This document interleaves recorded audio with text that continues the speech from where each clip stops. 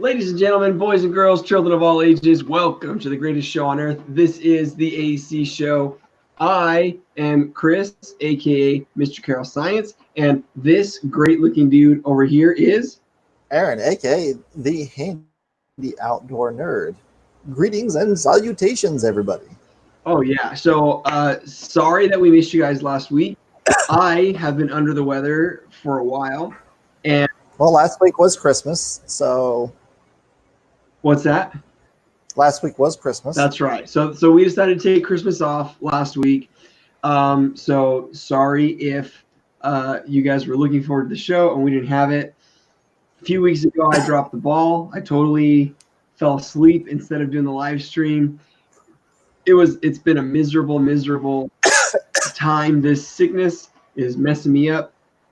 I haven't been sleeping great, so I apologize. But today we've got a super wonderful, excellent, awesome show planned.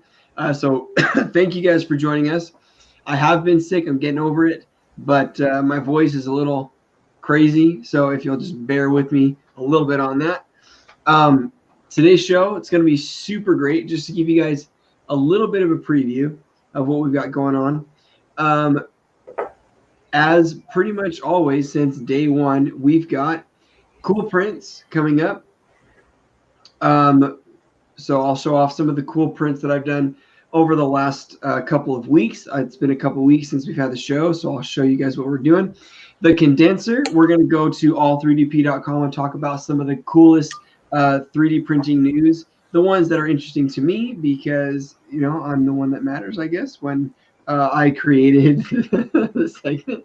But and then we are going to jump to hot tips where we're going to talk about I know a lot of people for Christmas possibly got 3D printers, and so we're going to go over some tips and tricks for those of you who are getting a 3D printer for the very first time, and we'll talk maybe a little bit about some holiday traditions that we have for Christmas or New. Hey, Happy New Year, Aaron! Happy New Year! Oh, and Happy New Year! Happy New Year to everybody out there. Yeah, Happy New Year, everybody! I mean, 2020. You know, the vision is clear. Hey, you know what? Now we can all say we're living in the 20s. Living in the 20s. That's it. That's it. Bring the 20s back. Yeah. All right, now we just need Tesla. Need Tesla? Nikola Tesla? Oh, I was like, what are you talking about? Well, we have Cybertruck coming out, so you know. Yeah.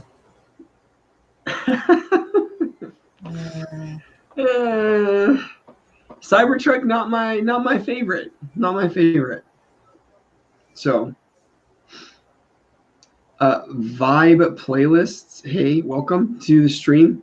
Good to have you. Well, so I guess let's go ahead and jump right into it. We will start with some cool prints. I've got some cool prints. I don't know if Aaron's got some cool prints. I've been doing a lot of printing the last couple of weeks because if you guys missed our last stream where I talked about this, my robotics team went to a qualifying tournament and we qualified to go to the state competition. So I've been getting ready for my team, which is called the Flaming Llamacorns. Yes, the students named it, not me. I've been doing some 3D prints that we're going to take some stuff with us to our competition. So without further ado, I'll show you what I've got. So I have been printing. You wanna zoom it out a bit, maybe? What's that? Want to zoom it out a bit? Zoom my camera out a bit? Yeah, change the screen setup a little bit. I can absolutely do that. There we go. So, that way we're not trying to hold something like right here. I've been printing some coins, llama coins. So because my robotics team has called themselves the Flaming Llamacorns, we decided to 3D print some Flaming Llama coins. And so I found this model on Thingiverse, It's a really simple print. I upped it to 150%, and then I've been printing it in a bunch of samples that I got from my Alien 3D UFO filament box, which is really cool. So I've been printing red, blue, and these are actually some silk filaments that I got from Ziltech. Really, really nice filaments. Which I thoroughly enjoy Ziltech. It's one of the best filaments that I've used. Right. Hands down. It's a great filament. I have a smartwatch. It's a TicWatch S2. I love it. It's really cool that I can be in the middle of class. I'll be teaching a lesson or something, and if my wife has some sort of an emergency, something she needs to get a hold of me right away, she can text me, and instead of me ignoring it, I can just check my watch real quick. I see the message, and I know what's going on. But it uses a really weird looking charger.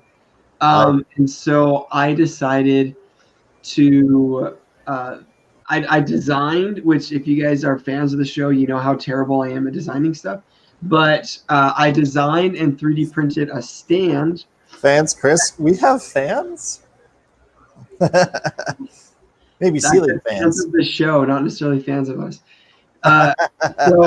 So I 3D printed a stand that I can just take my watch and it just snaps right on. This one doesn't work super great. This was version 1.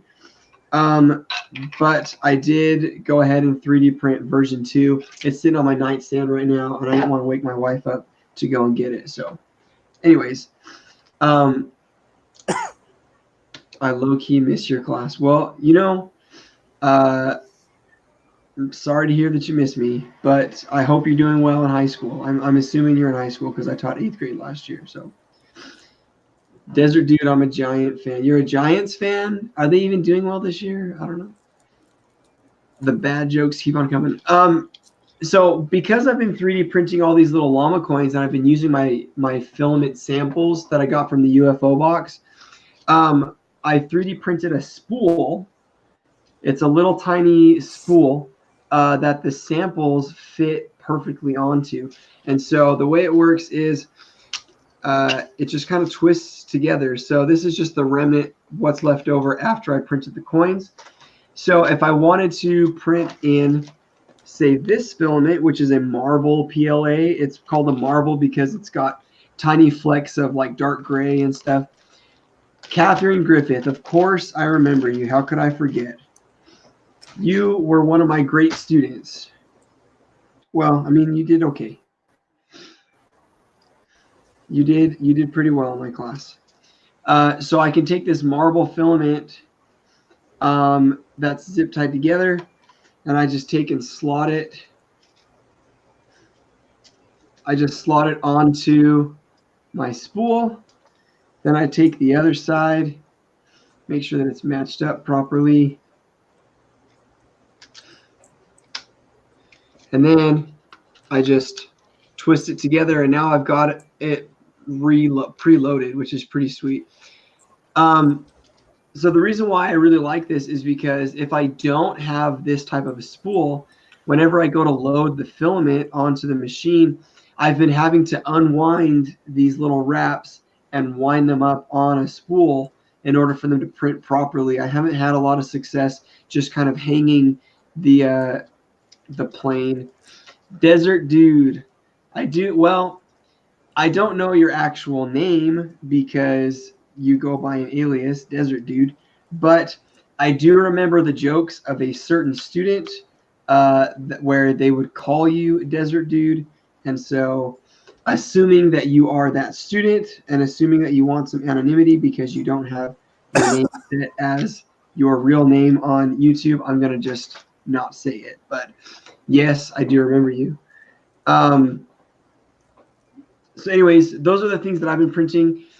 Vibe playlists, I have no idea who you are, honestly. I mean, I just don't know your name. There's so much anonymity with YouTube that, you know, I don't know who you are. But I will say that I generally do remember my students for the most part, especially if they were students that were a little tough. So if you were a little tough, I for sure remember you. If you weren't a little tough, I probably still remember. But anyways. So the cool thing about this is I printed it in PETG. I actually printed it in my Alien, let's see, what is it called? Not Alien Ooze. It's called Probed PETG. And it's one of my favorite filaments. It's one of the best PETGs that I've ever printed with. Although that's not hard to beat because before I was printing with Maker Geek's PETG. So there's a huge difference, right, Aaron? Well, I've only printed with Maker Geek's PETG, so I've never gotten a really good print from Maker Geek's PETG, so this I have. This is a huge success. But I really like it because I can just take my samples, put them on the spool, and then I just throw it on the printer and I'm ready to go. It's really, really nice. So let's see, anything else cool that I've printed? I don't think so. That's pretty much all that I've printed in the last couple of weeks. Mostly just stuff from my robotics team. Looking really, really forward to my competition on the 18th. Although I will say Desert Dude and Catherine and maybe Vibe Playlist, I don't know which school I taught you at, but we're looking at starting a robotics team at the high school next year. And it might just be a combined effort with the high school and the middle school next year coming together to make one robotics team. So if you guys really do miss my class or you would be excited to work with me again, then next year sign up to be on the robotics team. It'd be a lot of fun. And we have a really cool robotics program, and we like I said, we're going to state this year, so it'd be really cool to have you guys on the team. Aaron, did you have anything that you want to show off for cool prints today? No, I don't have any cool prints with me. I mean, I've got some filament setting here on some stuff, but that's nothing I printed. I think I might have a print in my coat, but that's just a project I'm working on for something here at work. I mean, unless you want to count. Sorry for the jarring motion, everybody. I think I've showed this one before. Quick, oh no, whoa. The headphone hanger? Yeah, so a headset hanger for at work. That's pretty sick. So I think I've shown that before. Did you design that, or did you just find it and print it? No, I designed it because I needed to fix it so it would mount to this server cabinet. Flamingo Kid, how you doing, buddy? All right, so I think I've got this all set up now. The only problem is I brought 4 motors, and one of them has this end like this compared to the other ones that have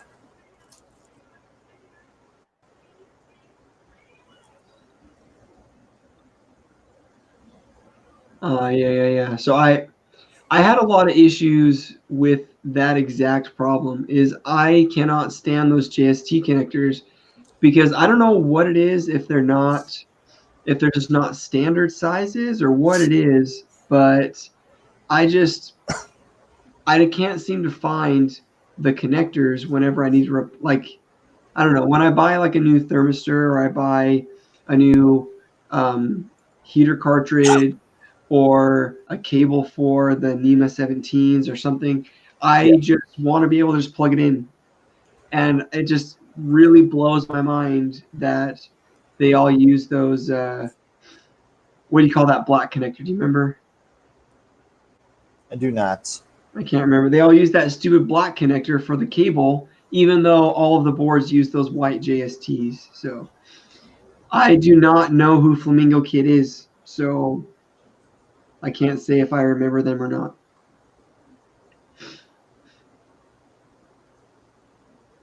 Although that would be a really fun wrestler name. Like professional wrestler. The Flamingo Kid. All right.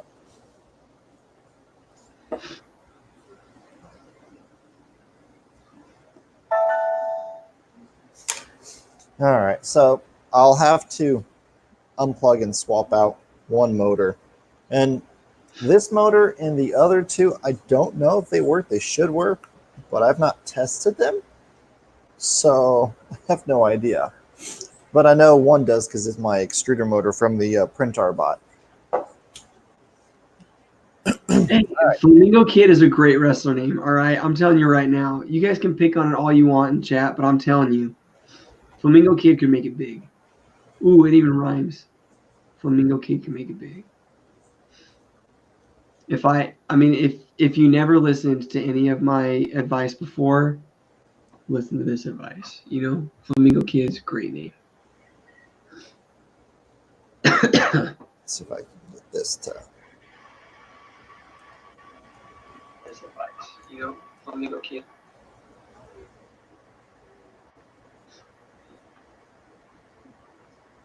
All right. I took a fat L. And I realized that his real name may or may not be Ben. But I have taught many Bens. So. All right. Where have you been?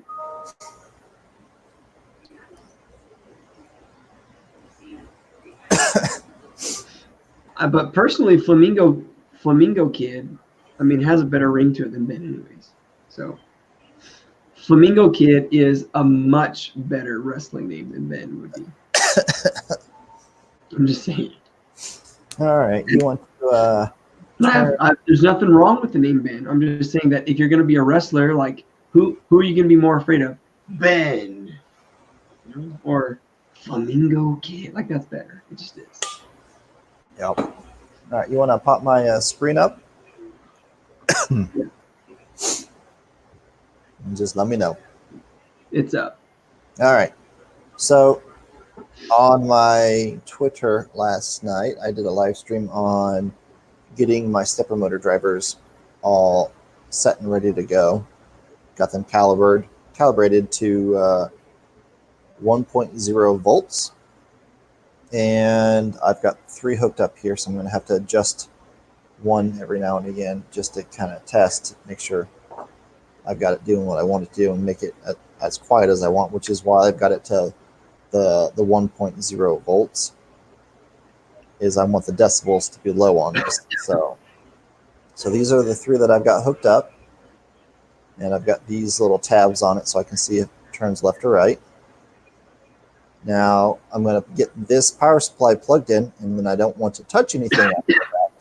So I will plug this in, and then I will plug this in so I don't get shocked accidentally, because that won't be good.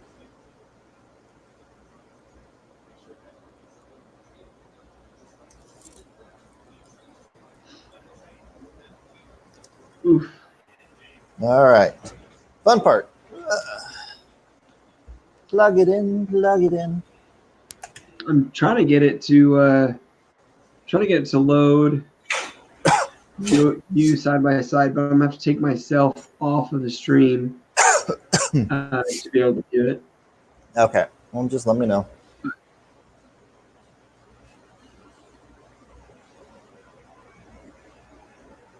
All right.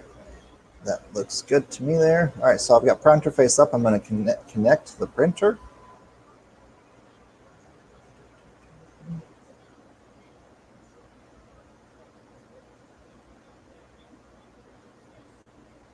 Let's try this again. Unplug from the computer itself and then plug it back in.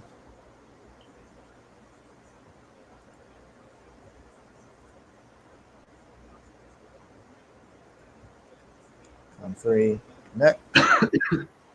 And it does not want to connect to it, and I'm not sure why. Let's see, I'm going to hit reset on the board. How many likes do we need for you to eat more zombie Skittles?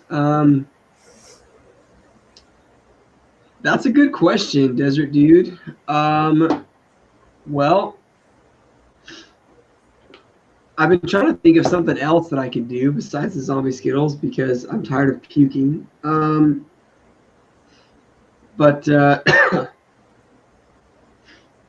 we should have a contest of what you guys want us to do. Rotten banana. What's wrong with you guys? You guys just kind of name out some stuff. What would you like to see us do for likes on the video? I mean, obviously you guys aren't that excited about it because there's only 2 likes on the whole video. You know what I mean? You guys want to see some interesting stuff. You guys got to give us some more likes. Rotten bananas. Ooh, someone switched back. Yeah, I'm trying to get Pronto face to stop being a butt. You struggling? You want to move on to a different thing while you try and get it sorted out? Let's see if I can get.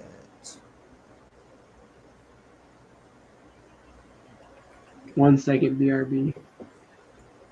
What hour was your favorite last year? It's hard to say. There wasn't really any hours that I extremely disliked or liked more than others. I always am partial to my first hour class because the kids that go there are always still half asleep. And so it's always nice being in first hour because they're always like half asleep.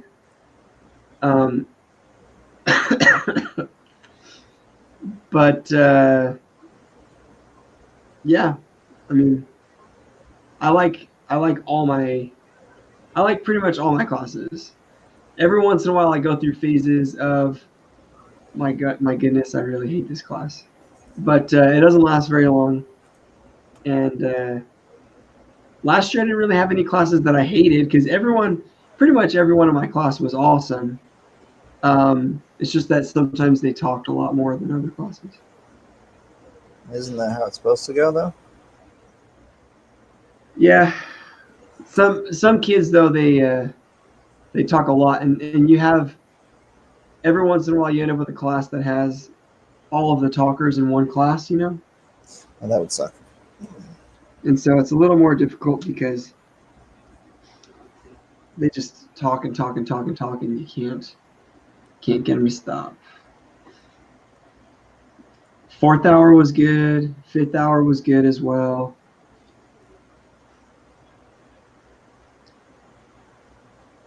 Is that the one only at Mr. Carroll is awesome? Oh. Yeah, I don't know who Mr. Carroll is awesome is, but I have a feeling that Mr. Carroll is awesome and possibly Desert Dude are the same person. Because Desert Dude's like, 1 second, be right back, and then all of a sudden Mr. Carroll is awesome pops up. Called it. So what are you thinking, Aaron? You want to move on to the next segment, come back to this, or? I'm not sure why this is not wanting to connect yet. Yeah, you can jump on to the next thing. I'm going to sit here and try to troubleshoot this some. All right. Well, let's see.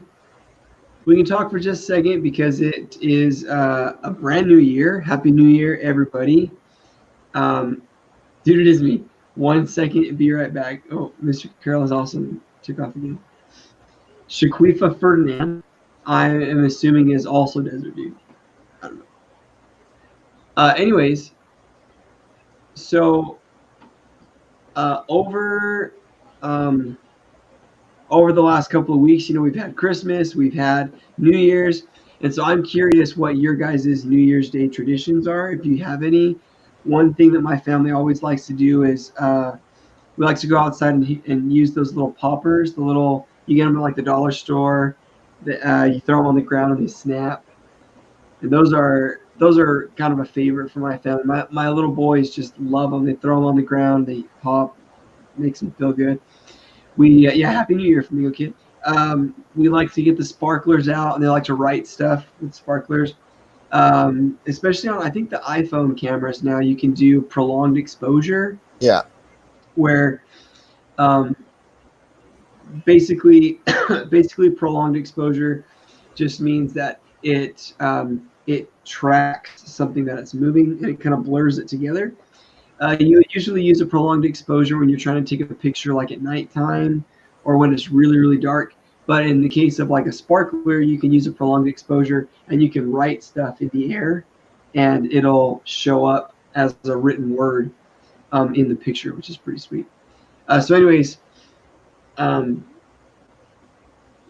like a lot to do that. Another holiday tradition that we have on New Year's Eve is we eat, we call them lucky beans, but it's just one-eyed peas, black-eyed peas. And so we eat black-eyed peas. That's pretty cool. Flamingo Kid says for New Year's, my family usually has a bonfire. Yeah, it's cool. I'm all about that. I used to do that a lot too, where we'd have a bonfire, and then we'd have some small firecrackers and stuff that we do kind of around the fire, and that was always a blast, quite literally. Quite literally. Remember when Brooke spilled super glue all over her pants last year during Rube Goldberg machines? I do indeed remember that. I do. That actually was pretty funny. I had a student spill a bottle of super glue, and it got all over their pants, and they super glued their pants to their leg. And that's funny. Yeah, so that was pretty fun. Yeah, Rube Goldberg machines are one of my favorite things, honestly. And I have all the footage from the Rube Goldberg machines from last year. I just have to get them edited together and get them posted. I guess I need to work on that. We were the first done in our class.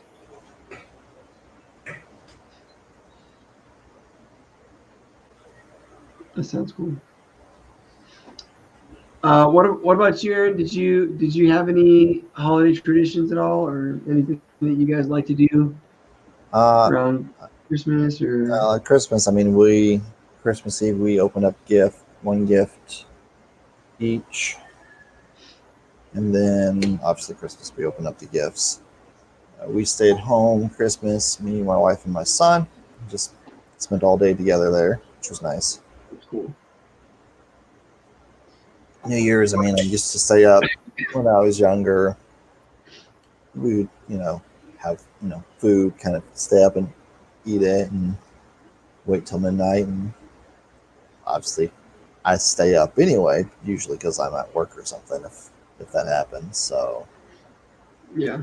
I don't really go out and do a whole bunch of different things for celebrating on occasions like that. So, because I mean, I obviously being grown up, you just kind of work when you need to work to pay the bills, and that's just what I do. I don't get out and celebrate holiday stuff unless I'm off on the weekends, and that's usually a seldom thing that will happen.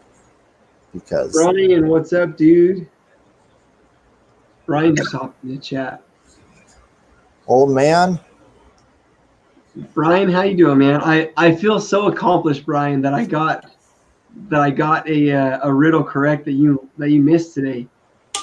I feel just over the moon, man. Here's a question for you, Brian. You probably missed it because I just unhooked it all. But I've had this board set up and configured, and if I would have brought my screen, I could probably get it going. But Pronterface doesn't want to connect to it because Pronterface has been a butt since the last time I tried to use it. But I can't get Pronterface to connect to my MKS Gen V1.4 board to move my stepper motors. I got these calibrated last night, but that's about it. Now that's not working. It may just be Pronterface just kind of hating on me. I'm not 100% sure on that. What are your thoughts on that, Brian?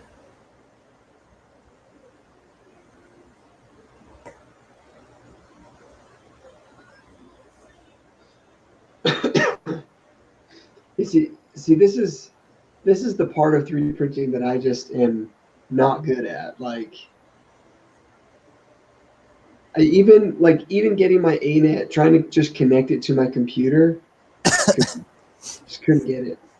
Yeah, I've tried connecting my ANET to Cura and Idea Maker. Yeah. Have you flashed the firmware?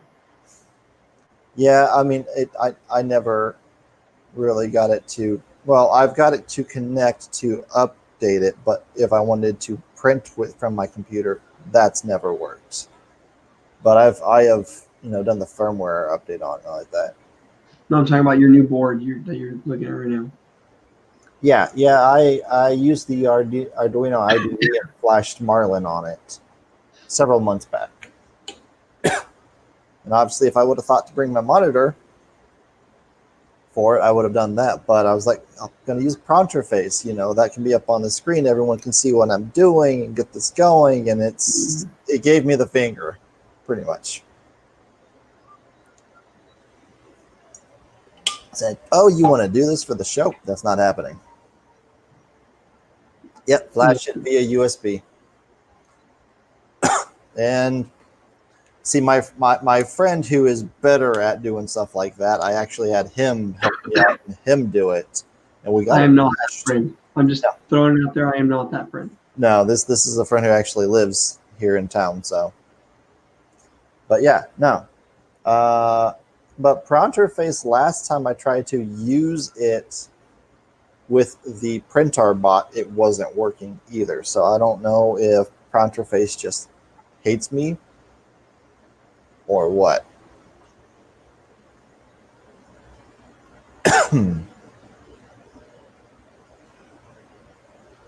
Thanks for stopping in, Dad. We'll see ya.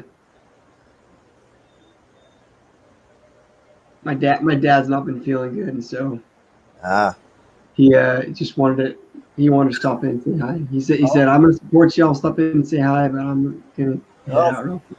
Thanks, Steve, for swinging in.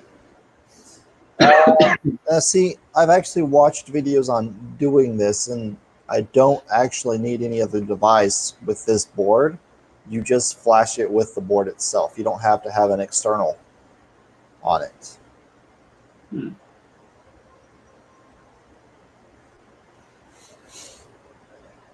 But yeah, not sure. Well, that's not one to work for me. What serial to USB chip does that board have on it? I don't know. Yeah, see, ask me that question, I'll be like, I got no idea, man. I don't know. Honestly, I have no idea what you're talking about. Serial to USB. I don't know. I ain't got a clue. What the heck does that mean? It Okay, says CH340 or FTD 1232. Make me do work, Brian. I gotta.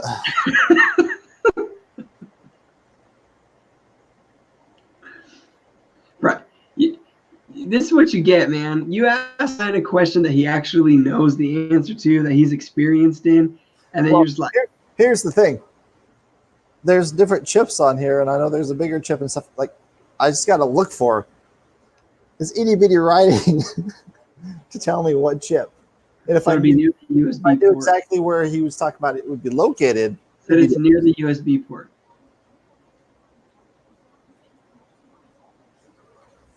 All right, so he said CH or FTD. Let me see.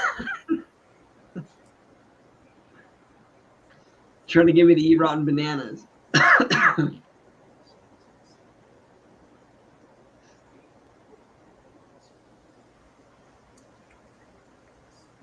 All right, let's see here. How many likes to get me to eat a rotten banana next week on the stream?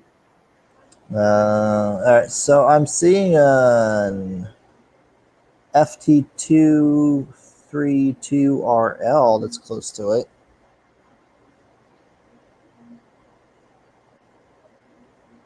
Oh, come on, Brian. You're giving away my secret, man. Okay, so EFTD Up at the top is what it says. EFTD up at top.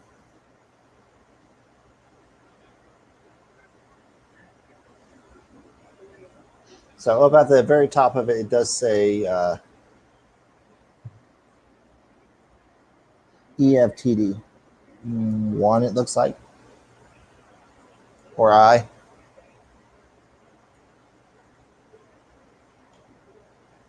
I can show you as good as this will show. Got to multitask. Lydia, I do remember you. I do. I wish that you had been my student for the entire school year and not just for the smaller section that you were. There's a lot of you guys that I wish had been my students longer, or I wish that I'd gotten to teach you in like robotics this year. My host computer is my laptop, which is not a Mac. Is it Windows 7, Windows 10? 10.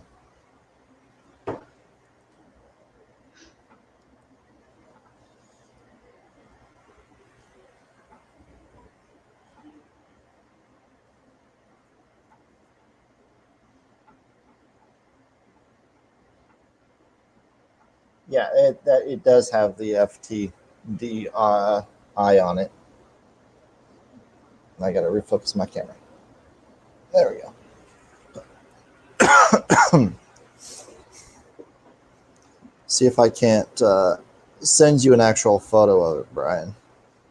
Oh yeah, last year's robotics teacher is great, Mr. Molyneux. He's awesome. He's absolutely awesome. But this year he just didn't want to teach robotics. He wanted to go back to teaching math. So Mr. Molyneux teaches math, and then they were like, "Well, we need a robotics teacher." And one time, I cut the top off of an RC car and zip tied a pumpkin on top of it, and they were like, "Hey, you built a robot. Why don't you teach robotics?" Yeah, no, I got nothing against Mr. Molyneux. He's awesome. He's one of my good friends there at the school, but he just didn't want to teach robotics last year, or this year. So here I am.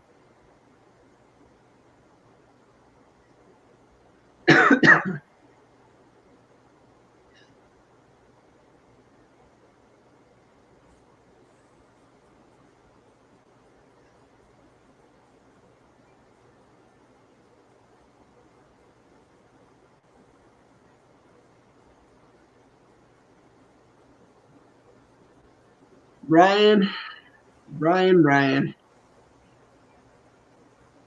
Oof. What happens if you have an Arduino controlling a couple of servos to operate oars in a 3D printed boat? Maybe it could win a robotics competition. Oh, Brian.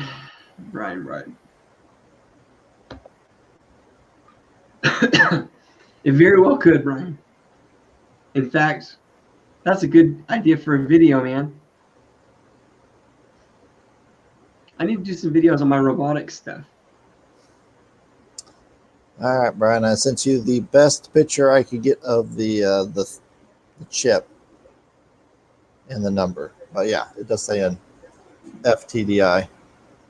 Desert Dude, have you not seen the commercials? It's 3 licks, man. 3 licks and a bite.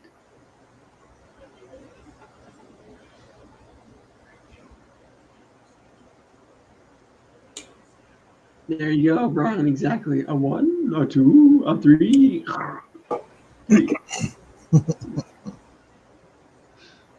All right. All right. Well, anyways, I think we're going to move on to the next section of the show. If that's okay with you, Aaron? Yeah, that's fine. So we're going to move on, guys, to the condenser. The condenser is where we take some of the hottest 3D printing news stories and share them with you guys. So I'm going to get this information from All 3D this website, just so you know, it's all courtesy of all3dp.com. It's one of my favorite websites. I love it because it shows lots and lots of really cool news stories. So I'm just going to go ahead and throw this up here. The first story that I want to talk about is this luxury resort in Mozambique that's going to be 3D printed. So some of you guys, if you know a bit about 3D printing, or if you are one of my students, you know I talk about 3D printing a lot. But you know that they can actually 3D print buildings and houses, and they are going to be using in Mozambique. They're going to use the sand and the salt water that already exists there, and they're going to turn that into concrete. They're going to use it to make a mortar, and then you can then take that mortar and you can use a concrete style 3D printer to actually 3D print buildings. So they're going to 3D print an entire resort out of the sand and salt water that they already have available to them. So the cost of making this resort is going to be almost nothing. It doesn't do much damage. Flamingo Kid, I don't know what you're talking about, but don't understand. But it's really cool because they're going to take the salt water and the sand, mix it up into a concrete, and then they're going to use that to 3D print these resorts, which I think that's so cool. That's super cool. Yeah, 40. I bet it's even bigger than 40 millimeters, Brian. Obviously, I bet you're looking at more like I'd say at least 100 millimeter nozzle. It's probably what, 3 inches thick, more 4 inches thick, at least. And then another story that I saw in here that I wanted to talk about. Let's see if I can find it real quick. Sorry for the craziness scrolling. Okay. Nanotube plastics that can stop bullets. So this is actually really cool. So basically what they've done is they have taken like a carbon fiber material and they've 3D printed it in such a way. I liked multiples of 0.4 for that. That's true. Yeah. Is that the magic number, bro? So nanotube plastics that can stop bullet. So what they're claiming with this is that they take these carbon fiber plastics and they 3D print the structure in such a way that they have these rods that are intersecting at these specific calculated angles. And because of the way that they are interwoven and overlap with each other, they say that these carbon fiber tubes are actually stronger than if you were to make a solid block of carbon fiber. So they say you could take a solid block of carbon fiber and it would not stop a bullet as well as these specific nanotube plastic 3D prints. It's really, really cool because they're structurally very, very strong and they use less material than a solid cube would. And so it's just based on the way that just the configuration of those tubes and the orientation of the way it's printed. And this is a study that was done by, what did I say it was, Rice College? The Brown School of Engineering at Rice University. So they printed them as macro scale polymers. In other words, they took really, really small things and blew them up to scale and 3D printed them as these nanotube structures. And then it says, in comparison, it says when shot, the porous lattice block stopped the bullet in the second layer of the structure and sustained no further damage. The second layer? That's crazy. Yep. And then it says, in comparison, the solid blocks of identical material cracked throughout. So it was able to stop a bullet in the second layer, which is really, really cool. Hey, Vibe Playlist, Lydia, thanks. Appreciate it. I'm teaching 7th and 8th grade robotics this year, and I miss you guys too. You guys are awesome. Yeah, so I think that's really, really, really cool. That's really all I got. 3D printing news has been kind of slow. Well, it's been the holidays, so. It has been the holidays. Something that I saw, another thing that I saw on here was about velocity printing. But I mean, that was big in the news a while ago. Velocity printing, if any of you guys don't know what this is about, basically you actually change the speed that your nozzle moves. And by changing the speed, it adds this textured layer. You print at a slower speed, then obviously more plastic is squirted out. And so you do that, and it makes this cool textured layer around the outside of your prints. And I've heard of people using velocity printing to do like types of lithophanes and stuff, which is pretty cool. But I think this is old. This has been a long time. All right, so you and I have both watched The Mandalorian. Okay. Correct. Yes. All right. So you know the ingots that he receives for payment? Yeah, the Beskar. Have you seen people 3D printing Beskar?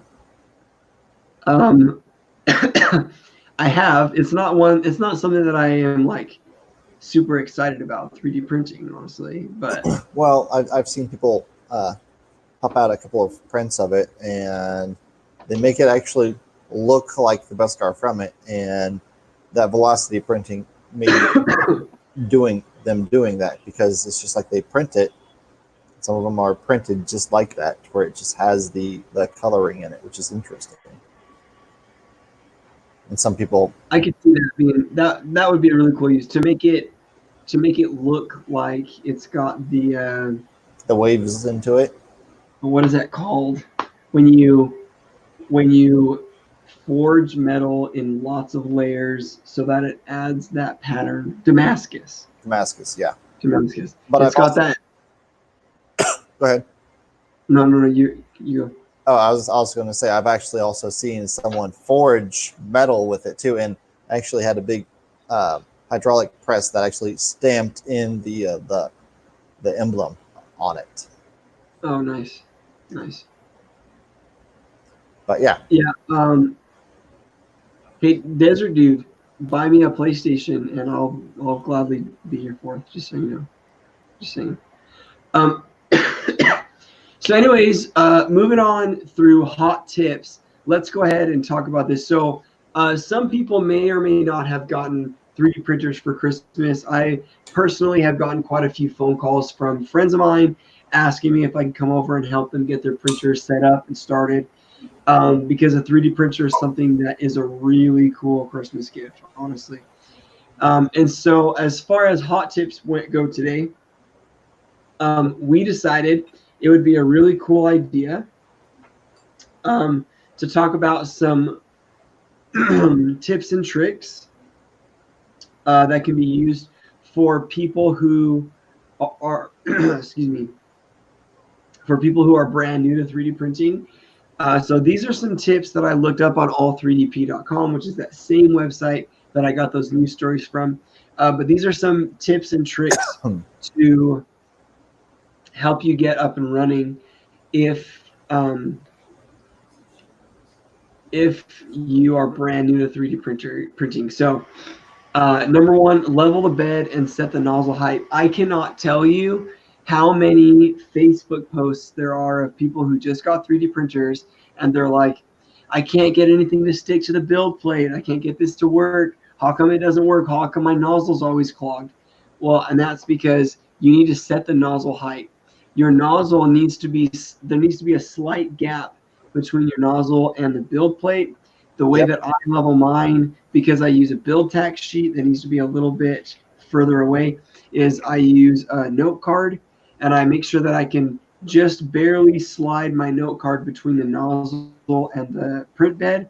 I always make sure the nozzle is heated up, because if in case there's a little tiny piece of plastic or something that's sticking out of the nozzle, I want to make sure that that is melted and I can move the nozzle all the way straight down flat. So I make sure that it's tight enough that I can feel the pressure on the note card, but loose enough that I can still slide the note card in between the nozzle and the bed. Yeah, I've actually got, with my TD Tech, I got a little plastic one for leveling. It's pretty much just thickness of a note card. And what I do whenever I go to check my leveling, I make sure that there's no filament on there. I heat the hot end up first, and then use a wire brush. Since you're going to be using a wire brush, I use a brass or a copper wire brush. I don't use a steel because most everyone's going to be using a brass or a copper hot end. When usually you're not going to get a copper, you're going to get a brass one. But I'm not going to use a steel brush on a softer metal because it will actually tear that up a lot faster. So I use the same hardness metal to clean it off, and then I let it cool down. That way I'm not having something hot touching that plastic. And you can have it hot or cold to check the level. Yes, and that's exactly what I was getting ready to say. And you can have it hot or cold, but I would always heat up the bed because you are going to get some expansion. So whenever you heat something up, so let's talk about a door frame. A door frame, whenever you go into the summer days or the winter days, you'll have expansion and contraction. So things get hotter, they'll expand. When things get colder, they will shrink. So you've got a door with you installed in the wintertime, and it's perfect, doesn't, have any troubles opening or closing, but summer comes, and guess what? You cannot open it. It's tougher. Well, it will expand. So you actually have to do caps in things, and you have to leave room. Yeah. So whenever you heat up your bed, unless you do not have a heated bed, like certain printers will not have a heated bed, and those ones you don't have to worry about that. And that way you won't have that expanding and contraction on that. But if you got a heated bed, you want to heat your bed up to see how that contraction is going to go. Desert Dude, if you got hot enough, yeah, you would. I mean, you got to think about it this way. I know that you're joking, but just because you feel warm, I mean, the highest temperature that you've ever had, I mean, even when you were really, really, really sick, I would say, I mean, what is it? Brain damage sets in at 105 degrees or something? Yeah, 104, 105. They don't want you to. So you're looking at probably the hottest temperature that you've ever had is less than 7 degrees from the coldest temperature you've ever had. And so, that's just a really, really small difference. But if your entire body were to heat up 100 degrees hotter than it is now, yeah, I imagine you would expand, So check nozzle temperature. Nozzle temperature is something that is important when you're doing 3D printing. But when I look at this, I don't see nozzle temperature as the problem. I see a cooling issue where they didn't give it enough time to cool down in between layers, and they don't have enough cooling on the print. And that's why it gets that twist, is because as the extruder moves around, it causes that twist to happen. It's like an ice cream cone. Whenever you go at a Dairy Queen, you do that swirl. Right. You got that moving around of your hot end. It's putting that plastic out, trying to make that spot, even though it's doing that square kind of like that. It's just swirling all that up. Right. So this nozzle temperature is important because different materials are going to print at different temperatures. Yep. So it is something that you need to pay attention to whenever you choose a filament to use. Find the sweet spot for your bed temperature. It really depends on what you're printing. If you're printing just PLA, you don't have to have your bed hot at all. It'll print on a cold bed. The only reason why we use heated beds Yeah, minimum layer time. Exactly, Brian. So the reason why we use heated beds is because it helps to prevent warping in the print. But most filaments, unless they cool down really, really quickly, aren't going to warp like PLA plastics that most people are using now. Yep. It just doesn't warp that much. So you can print on a cold bed. A lot of times the reason why I use a heated bed on like glass is because of the expansion and contraction that Brian was talking about. While it's hot, everything sticks like the strongest super glue you could ever imagine. But then as soon as the glass bed cools down, it just pops right off. Yep. And so that's one reason why I use a heated bed. Try different build plates for different effects. I could see that, I guess. This, because it's so shiny, you can tell it was printed on glass. Yep. You can also print on painter's tape, and it's going to give you a more matte finish. It's going to give you a matte finish that's got a slight texture to it. You have PEI powder coated sheets and stuff. They're all going to give you different textures. I don't think that buying a 3D printer, using it for the first time, you need to be like experimenting with all that. In fact, I would almost say the opposite. Just get your printer to work, you know? Yeah. Use what you've got, get good, decent prints, and then once you get that dialed in and figured out, then you can start experimenting with other stuff. Printer adjustment and maintenance. So that's something that you really need to pay attention to. You need to realize when you buy a 3D printer that you are going to be constantly fixing it. Like, that's just the way that 3D printers are.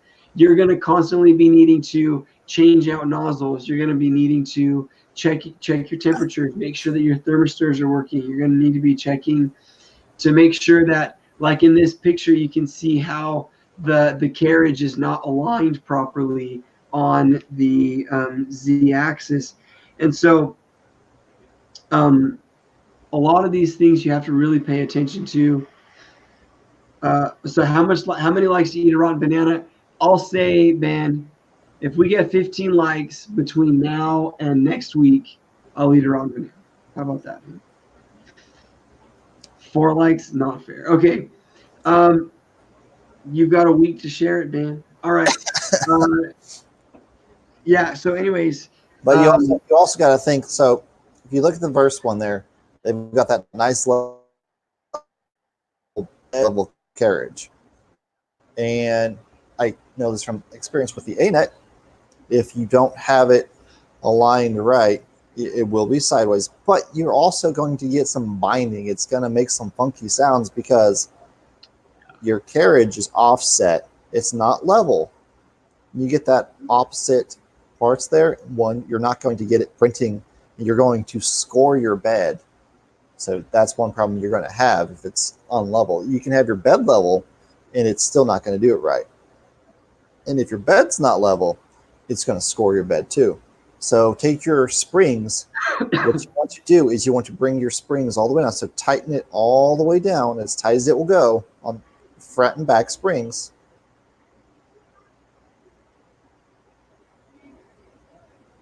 Yes. Always, if you can use a raft. I mean, it makes it a little simpler to do. But tighten your springs down. That is one tip I will definitely give you. Tighten your springs all the way down. Home your printer. Tell it to home all. And then it will go through and do everything. And then you slowly raise up each spring. And you just keep checking. Do what Chris said. Get a little card for, like flashcards. And then just stick it in there. And then just kind of hold till you can feel some tension on it. Just some tension. And once you're done with that, move it over to the next spot. Do the same thing on that corner. Do all 4 corners. Then go back to the other corner, check that corner, and then go all around. And then check it right in the middle and see if your bed happens to have any bowing any which way, because sometimes they can do that. There can be the binding of the rods. Chris has found this out. Where your ANET had been binding and it flexed your bed.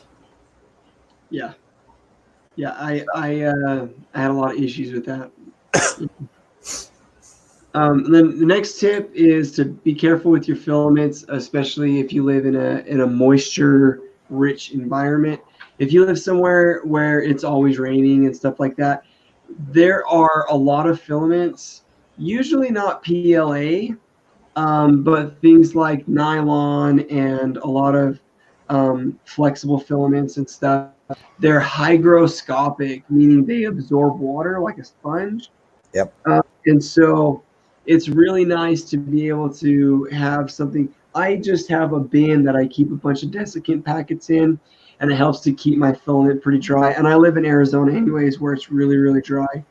But if you're not printing with PLA, you do need to really pay attention to trying to keep your filament as dry as possible. And you can use like food dehydrators and stuff, and that helps a lot.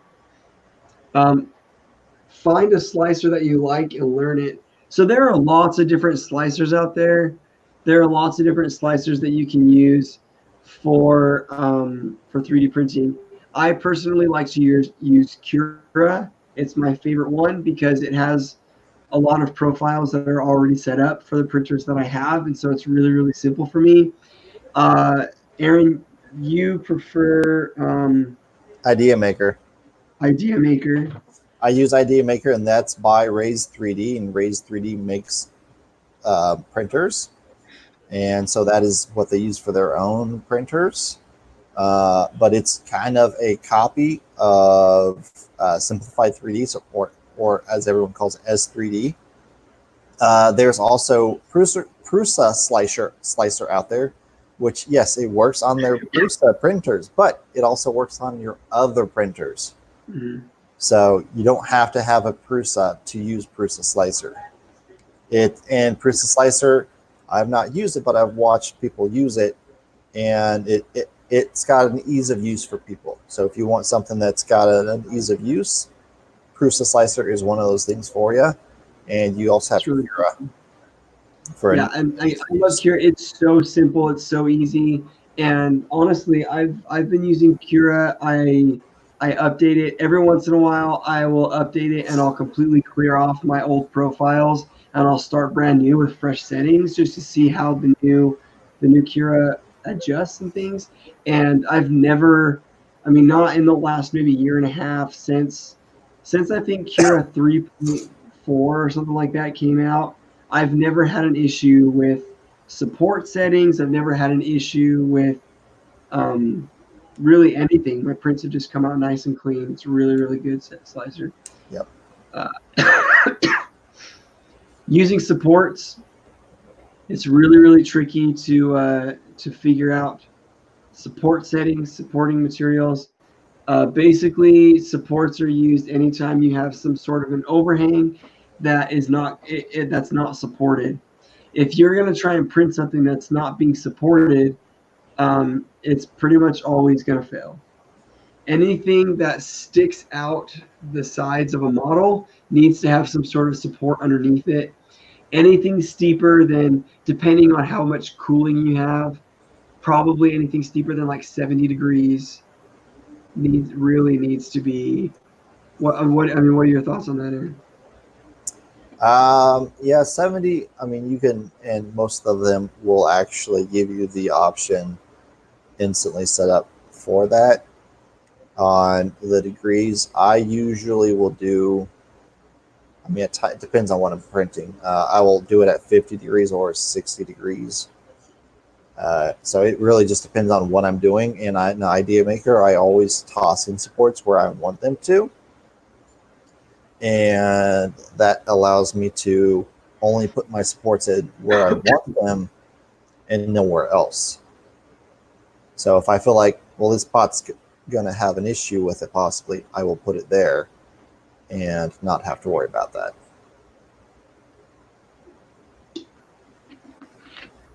I like that a lot, actually.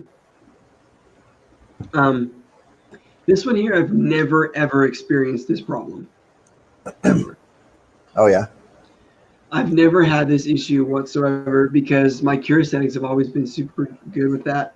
And this, to me, you can see the cross hatching. Do you see it, Aaron? Yeah. This to me looks like a much bigger problem than just having to increase the overlap between layers. To me, this is an under extrusion problem. I don't know what you see, but that's what I see. Yeah. Let's see here. Adjust Z-axis movement to avoid dragging. They have a lot of cool features now that are like ironing, where it'll run the hot nozzle over the top of the print without actually squirting any plastic out to help smooth it down. Or you also have something called Z-hop, where when the extruder is moving, if it needs to go over the top of something that is already printed, it'll actually raise up, jump over it, and then come back down to the next part. And I use the hop. I don't really use the ironing setting, of course.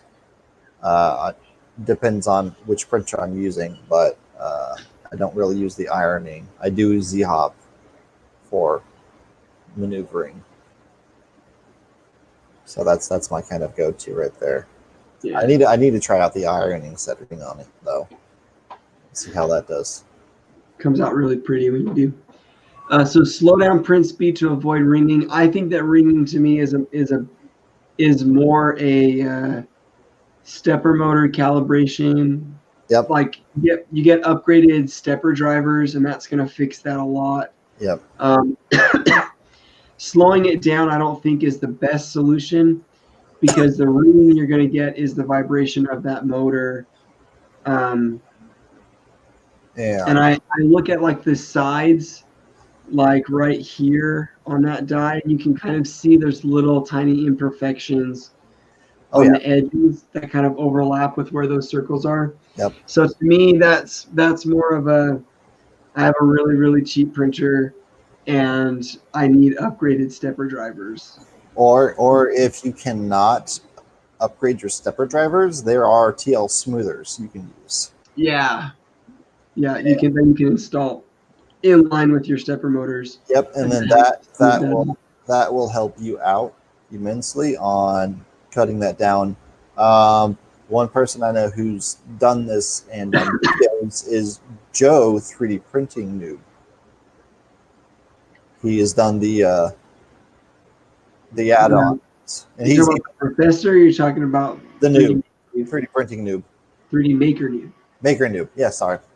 There's so many different. So yeah, 3D Maker Noob, and he actually went through and did a couple different ones where he's bought them and he's made them, and he said, if you're gonna just do that, give me a second.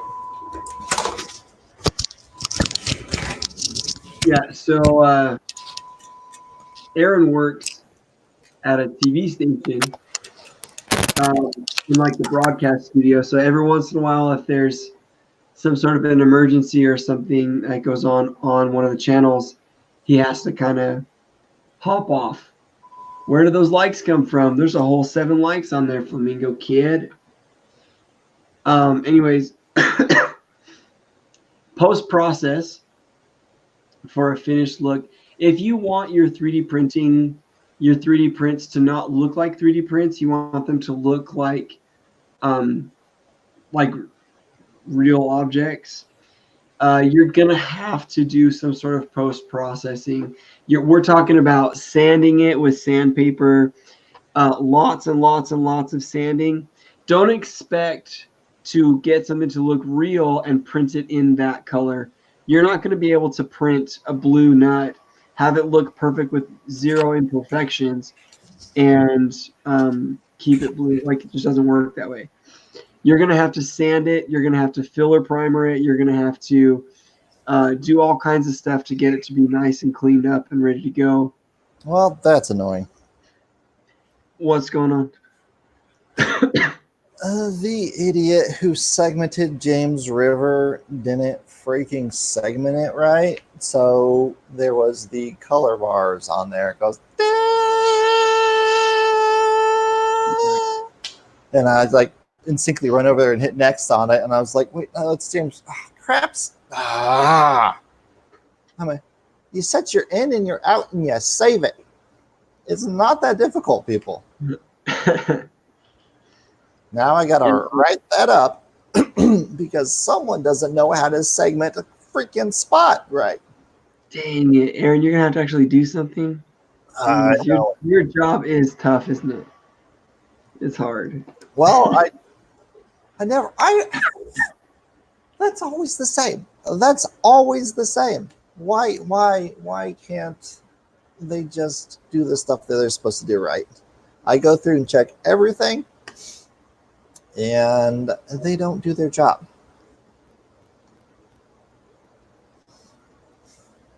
Aaron, you think you can print that? Heck no. That Yeah, that's never happening. That I honestly don't believe that that's 3D printed. I mean, you could 3D print it flat and then use a heat gun to kind of bend it into shape, or what, or just bend it and glue it together.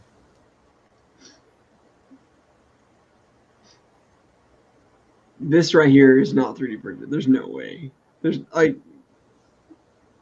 I mean, it could be printed on a resin printer. even resin, man. I don't know. I guess I don't know what the scale of this thing is. Like if it was massive, maybe it would be all right. Maybe you could do it if it was really big. Well, I mean, and if it was massive, you could do a dissolvable filament. Yeah, Well. do some sort of dissolvable support structure. Yeah, Maybe that's crazy, man. but man, that would be expensive because that stuff's not very cheap. Yeah. So, anyways, one more tip that I would like to throw in there: if you just got a 3D printer and you're looking for some help with trying to get it set up, number one, if you go onto the Facebook groups, which there's nothing wrong with going on the Facebook groups, I just don't really like them that much because a lot of times they give you bad advice because a lot of the 3D printing Facebook groups are run and managed by people that don't have very much experience in 3D printing. And so they're going to tell you that a bunch of things are necessary. You have to do this, you have to do this to get your printer to work, when 90% of the time the solution to your problem is your bed is not leveled properly. And Yeah, I love when people post on the Facebook groups before they even get started, they're like, my bed is level. And I'm like, no, it's not. I can see from a mile away that your bed's not level. yeah, and a lot of them they'll go, okay, well, this is happening, this isn't coming out right. Well, then they go, you need to upgrade, do this, that. Yeah. Don't step back, look it up on YouTube. Look it up on YouTube. I cannot emphasize that enough. Look up on YouTube. Yeah. Look, seriously, there are there are a lot of different 3D printing communities that are really, really great.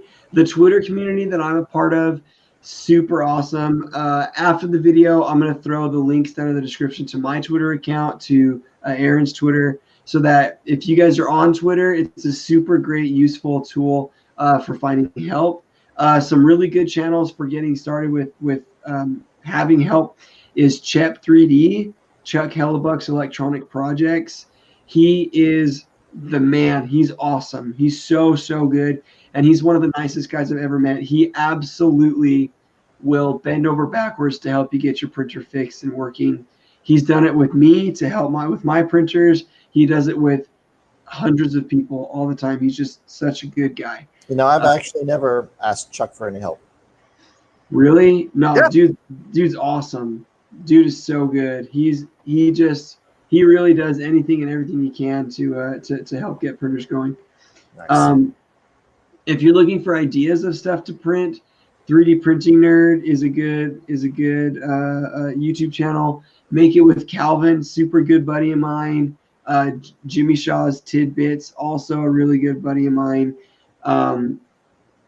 We had Jimmy on the show, couldn't get Calvin. We're gonna try again though, right?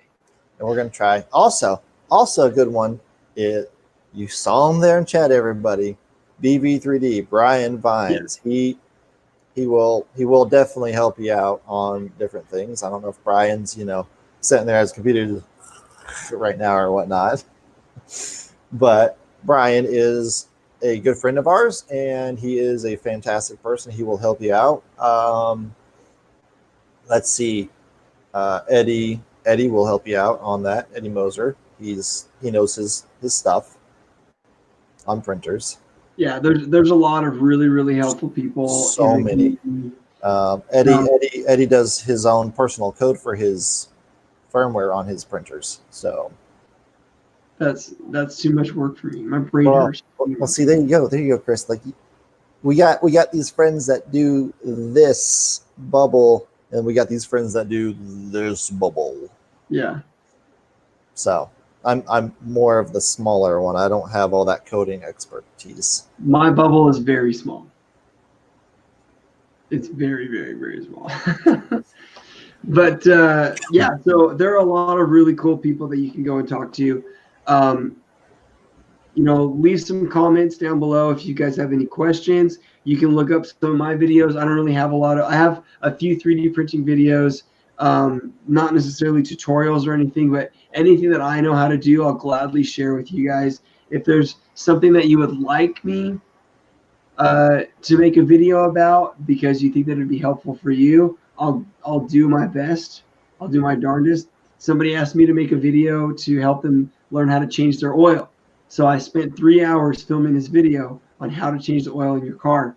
And then all of the audio got lost. So now I have a whole bunch of video that there's no sounds to of me changing oil in my car. Just voiceover. Boy, I was watching a video yesterday. Yesterday, somebody posted a video and they were like, "We lost all of our audio, so we're just going to do a live commentary." They had like a little face cam in the corner, you know what I mean? They did like the face cam in the corner, and then they just commented live what was going on, and I just 10 seconds in, I turned it off. I was like, I can't do this. Ugh. Brian goes, "I heard my name." Yep, Eddie's a good guy. Yeah, Brian, do we wake you up, old man? But yeah, Brian, I got to hang out with Eddie. Was it last weekend? Yeah, last weekend. And now you got to drive up here too, so I can hang out with you. Brian, where are you located? Roundabouts. Texas. Texas. Yep. So Brian, I'm going to Texas in a long time. Brian's gonna get himself another ANET. Ooh, does it come with a free fire extinguisher, Brian? Huh?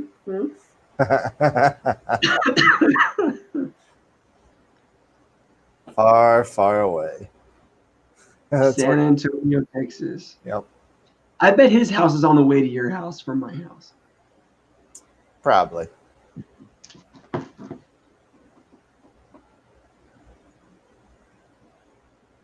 Oh, I know. Once you get up to Houston to pick it up from Eddie. But see, I had Eddie deliver mine. Well, part of the way. Yeah, I figured you're gonna convert it into something. It's gonna turn it into the AM8 frame. The AM8. Hey, do you guys remember the PL8? No. Where they use 3D printed PLA extrusions? Okay, yes.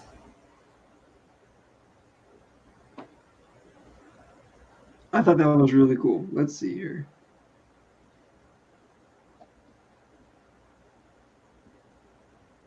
Well, yeah, and yeah. So my ANET, well, this board's going on my ANET, and I do plan on converting it over to probably a Core XY. That way, I just have a more rigid machine and get rid of the acrylic for it, and it will allow me to just let my bed drop. I really enjoy the Core XYs on on that. So I have 2 Core XYs and they're awful. I hate them.